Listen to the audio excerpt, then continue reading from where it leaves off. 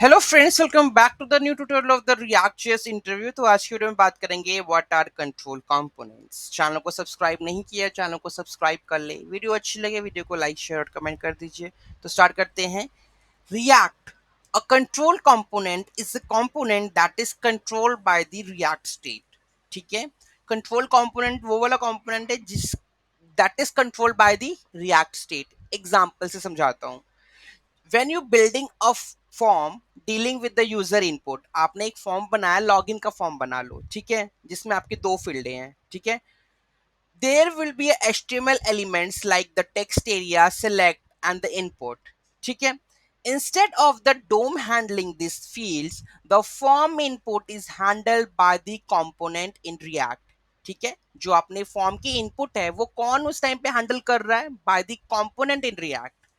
An internal state is maintained by these HTML elements and keeps on updating as the user changes the input। ठीक है, चाहे मैं user name password पे जो भी मैं एंट्री कर रहा हूँ, जब भी मैं उस पे चेंज, जब भी मैं काम कर रहा हूँ उसके ऊपर, ठीक है, तो हमने एक फंक्शन बनाया होता है, चाहे वो ऑन चेंज है या ऑन क्लिक है। एग्जांपल देता हूँ, जैसे कि मेरे पास ये इनपुट है, ठीक है, इनपुट के अंदर मैंने ऑन चेंज लगा रखा है, दिस डॉट हैंडल चेंज।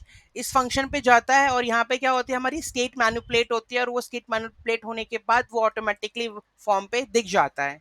ठीक है, तो इसी तरीके से an internal state is maintained by these HTML elements and keeps on updating as the user changes the input। ठीक है, तो जैसे जैसे एक तो इंटरनल स्टेट मेंटेन होने लग गई, जैसे जैसे यूजर कुछ भी चेंज करता रहता है वैसे वैसे क्या होता रहता है, आपके फॉर्म के ऊपर इफेक्ट देखना शुरू हो जाता है।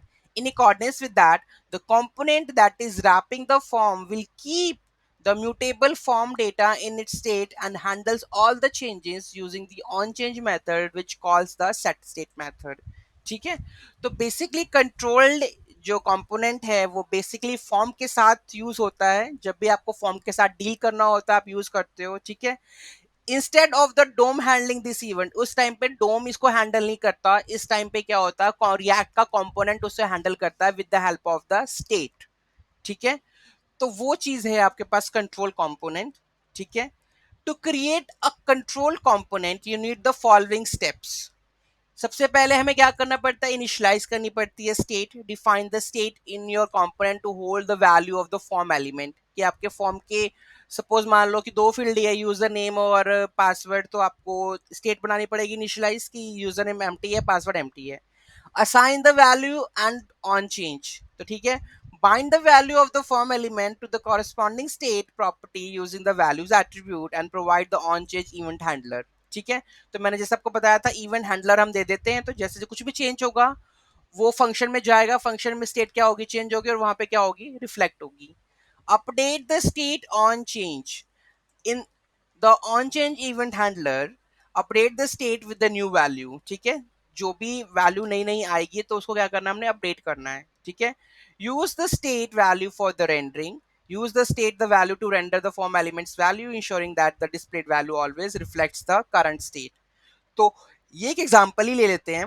यहाँ पे हमने एक इनपुट फील्ड बनाई थी, ठीक है, ये वैल्यू है this dot state dot input value. जैसे ही इसने कुछ भी चेंज किया इस वैल्यू में, ऑन चेंज किया, ठीक है, तो ये वाला फंक्शन पे गया और इसने नई स्टेट क्या कर दी, चेंज करके शो करवा दिया। तो यही होता है कंट्रोल्ड इनपुट। ठीक है, इसमें कोई डाउट है, कोई क्वेरी है, let me know in the comment section. Thank you so much for watching this video, have a great day.